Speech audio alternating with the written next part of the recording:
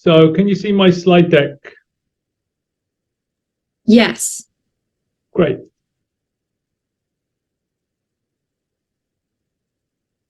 Okay, so good afternoon.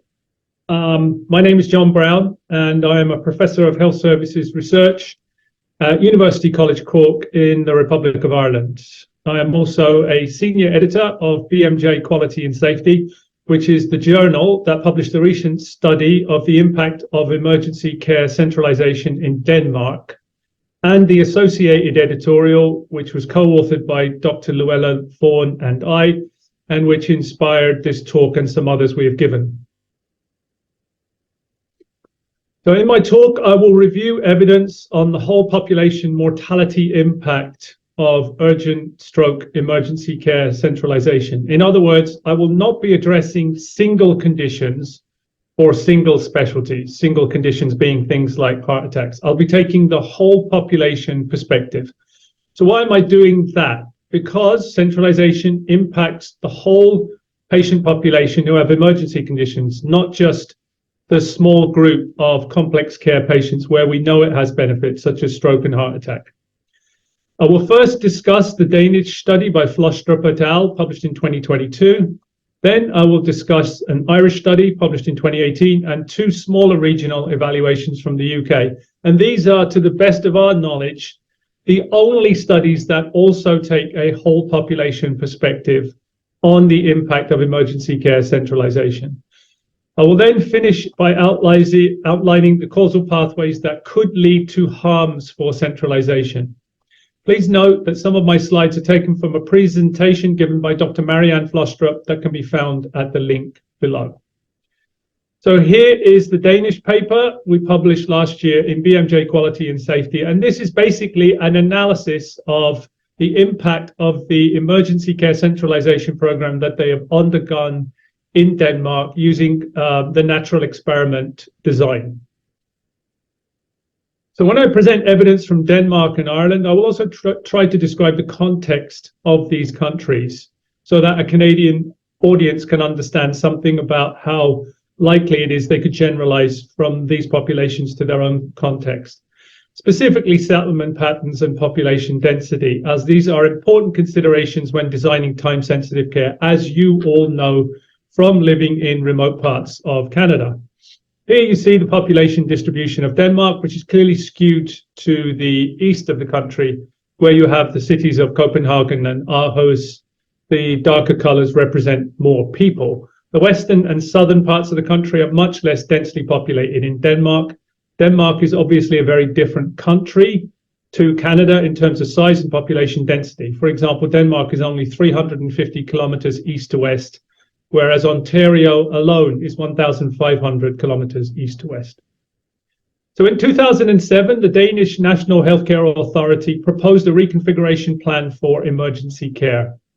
Over the past 15 years, this has been implemented. It involves the following elements. So fewer emergency hospitals through mergers, the closing of smaller hospitals, building a small number of new hospitals, the centralization of specialized treatments such as for major trauma, the presence of relevant medical specialists at all times, 24/7, and mandatory referral to the emergency departments from GPs or a dispatch center, meaning that patients aren't supposed to be allowed to just pitch up at the hospital. The reconfiguration means the number of acute hospitals in Denmark will go from 44 in 2007 to 21 in 2025. It will also mean longer travel distances for rural patients, and obviously all of these centralization programs always imply longer travel distances for rural patients. So here you see the changes in hospital configuration between 2005 and 2016. The yellow dots represent hospitals with full acute services.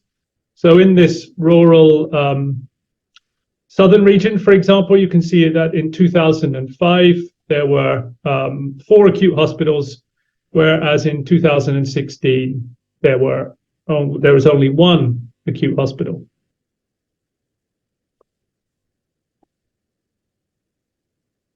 So to investigate the mortality impact of reconfiguration, meaning to what extent did this either save lives or cause extra deaths, Flostrep and colleagues performed an interrupted time series analysis. So the idea with an ITS, an interrupted time series analysis, is to detect a slope change. Now, why am I talking about slope? Because for any mortality line, it's very unlikely to just be flat over time. It's always either going up or down. And what we want to detect is whether some big health policy change has changed the slope. Now, obviously, when we're talking about death, what we want is for the slope to curve downwards. So ideally, reconfiguration would bend the slope downwards, i.e. accelerate a previous trend towards reduced mortality from emergency conditions. And there usually is a downward trend in mortality just because treatments of emergency conditions, other things being equal, get better over time. A bad outcome would be if the slope is bent upwards, meaning that reconfiguration has lost some of the existing momentum. And arguably, it would also be bad news to find no change in slope, because all of this is supposed to incur benefit. It's not supposed to just carry on as before, because we are putting a lot of extra burden on patients, especially rural patients, and the health system. And if we're going to do that, then presumably there should be some benefit. And unfortunately, there was no benefit. So for in-hospital mortality, there was no significant change in the existing trend. And for 30-day mortality, there was actually a significant slowing of the existing momentum. So this is not a good result.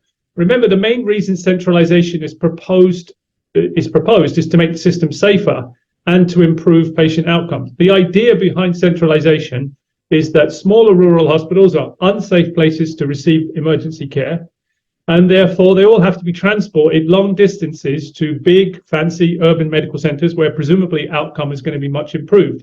And if that isn't the case, the question has to be asked, why are we doing this? Why are we transporting all these patients these long distances to have exactly the same outcome as they were before? And also, let's take a second to reflect on the baseline trend in Denmark before reconfiguration. If this is the pre-reconfiguration trend, then why are you doing anything? If you are already having an annual reduction of 5.5% in mortality from emergency conditions, where is the urgency? Why is there such an urgency to change a system which seems to be so successful?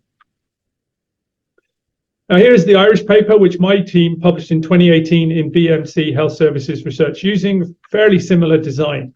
Here you see the population distribution of Ireland, which is clearly skewed to the east and south of the country. So the yellow and red colors represent more densely populated areas. The western seaboard of the country is much less densely populated, places like Galway, Mayo, Kerry, and Clare, and Donegal.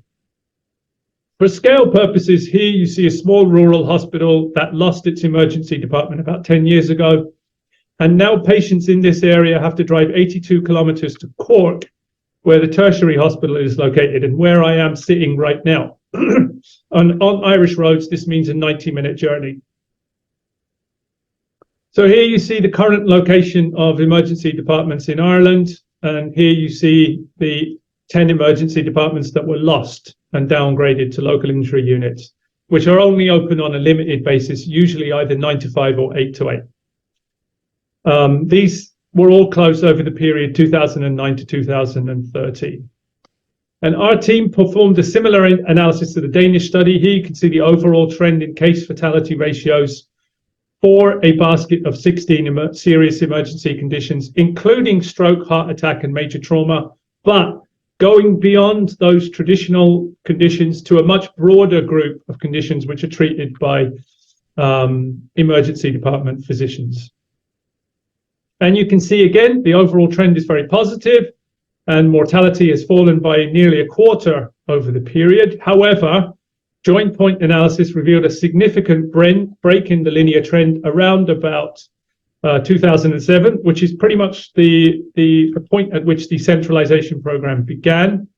Before 2007, case fatality had been falling by 3.4% a year, whereas afterwards the rate was only 1.2% a year. Again, interesting to see how quickly things were improving before reconfiguration. This is what was happening before reconfiguration, and to wonder why exactly there was a need for change. Now here I will show you two smaller UK studies that also looked at the whole population impacts of centralisation. In the first study, the impact of downgrading 5 emergency departments was found to have no statistically reliable evidence of a change in mortality. Again, that's not good news. And in the second study, the consolidation of 3 acute hospitals was linked to a small but significant improvement in mortality. However, this study has some limitations in how they dealt with prior trends in mortality, and also the distances here are tiny. So we're talking about hospitals that at that time were only maybe 10 or 20 miles apart. So it's very hard to generalize from that evidence to the kinds of situations we're talking about in Ireland or Denmark, never mind Canada. So just a few more slides before I finish. So why might centralization be harmful? Why isn't it supposed to work? We all hear about bigger is better all the time. So why might it not work? So, the evidence for the benefits is not encouraging. Why might it not happen? So here are some possible reasons. So first of all, it stresses the system as a whole, and that leads to overspill crowding in hub hospitals. This will happen if planners do not account for the underlying growth in need in aging populations and allocate resources appropriately, and they rarely do. Second, centralization can harm condition groups where we know centralized care is not superior, especially what we would call difficult presentations in older, poorer patients and those with complicated mental, physical, and social needs. For example, a frail 80-year-old woman falls at home because of antidepressant-associated hyponatremia. Her husband observes convulsion and possible head injury. There is a possible broken leg, which eventually turns out to be a knee fracture, which is not operable. Should there be emergency ambulance transport from the home to a local hospital 20 kilometers away or a tertiary hospital 100 kilometers away? Let us consider, what is the tertiary hospital going to do in this case that the local hospital can't? And remember, these are not rare cases. This is exactly the type of case where we see demand going up and up and up over time. Not heart attacks, not strokes, not major trauma. It's this type of case which is causing the massive burden that we see on healthcare systems at the moment. So what is this tertiary hospital going to do? If the local hospital cannot perform CT or X-ray, review and change meds, because this is the source of the problem, the hyponatremia and the antidepressant, if they can't stabilize a knee that's not operable and transfer to a community rehab hospital, why? Why can't a local hospital do that? These are not high-tech things, reviewing and changing meds, doing an X-ray, stabilizing a knee that doesn't require an operation, and then just transferring to community rehab. Why can't your local hospital do that? And what are the possible harms associated with transfer in this case? The patient is exposed to an overcrowded emergency department and wards in a tertiary hospital a long way away from where they live. And again, this person might be frail, confused, have very little experience with these large hospitals a long way away. The woman's husband now also has to make that journey to see her, and her family also have to make that journey to see her. That's expensive and it's stressful on them. And the husband is also 80 years old. So that also carries a certain risk. And then, of course, there are disrupted relationships with community care. For example, the GP, local community geriatric, psychiatry and rehab facilities. And there is obviously the extra economic and travel burden on the 80-year-old husband. And these points were all made in this excellent piece of qualitative research conducted in the Netherlands. The study makes the important point that emergency departments do much more than just complex care. These are not just places where we treat stroke, heart attack, and major trauma. They do 98, 99% of their work is not that stuff. It's much more complicated stuff. So, that they do, yes, they do standardized teamwork in high-tech facilities, but they also do lots of other stuff where speed of diagnosis is key. The hypothetical example I presented earlier is a good example. Emergency departments also perform a lot of basic medical care where routine medical skills are sufficient, and they perform a key role in physical, mental health, and social care, where collaboration with community facilities is key. And in the editorial I co-authored with Dr. Vaughan, we made a similar point. When we centralize emergency departments, we focus too much on life-saving care, and we ignore all the other important things that emergency departments do. Now, last slide. The final point I want to make is that when we centralize emergency departments, we can't ignore broader population health trends. There is emerging evidence in many countries that peripheral communities are on a worse trajectory health-wise than other areas. And you can see this evidence in the US, in this paper, and interestingly, we also see it in one part of rural Denmark as well, where deindustrialization and population loss has led to worrying life expectancy trends. And we see this in peripheral communities in the UK, and we see it, and now it's a well-known emerging trend in peripheral and unprivileged areas in the United States as well. So, to summarize, from our understanding of the evidence, there's no evidence from whole country evaluations that reconfiguration has improved mortality outcomes. The limited evidence we have is not supportive of emergency care centralization if we frame it as about whole populations. We're not denying that reconfiguration of certain services around major trauma, stroke, cardiology is beneficial. We're not disputing those facts, although the benefits that they're actually accrued in those areas are sometimes not as large as claimed. But what we're talking about is the whole population, the whole group of patients who go to these services. The evidence base is weak. There are a few studies, mostly weak designs other than the Danish study.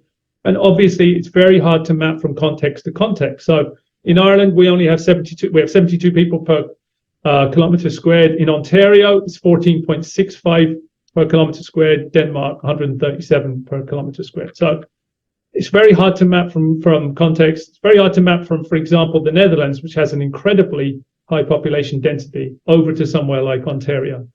But one thing that is definitely true is there's very little evidence about what we would call balancing impacts. So very little about impacts on equity, on the timeliness of care, on environment, all these extra cars on the road, on staffing, stress and retention, on overcrowding at hub hospitals, and on the efficiency of mitigation measures. So what is the extra cost and the impact of converting smaller emergency departments to minor injury or acute assessment units? And very little research on patient and carer experience or on the disrupted relationships with local providers. One thing that we do know is true is that there are consistent concerns from qualitative research and survey work about what we would call procedural injustice. So opaque decision processes and imbalances between power brokers. So very poor public engagement, a focus on informing by experts, cherry-picked experts usually, rather than listening to communities. A tendency to diminish the role of public representatives and campaigners, and to dismiss their concerns as populism. Cherry-picking studies so that policies can be sold as evidence-based. Inferring whole population benefits from a small group of complex care conditions, and very ambiguous definitions of success. So, for example, the sales pitch starts out as "this will save lives," and often there's the other side of the coin is a threat. So if you don't allow us to do this thing, you'll be killing people, basically. And then when the evidence emerges, suddenly the goalposts have changed to, well, it didn't kill anyone, to defend the policy 10 years later. And that's where I'll finish there. I'll hand over now to my colleague, Dr. Vaughan.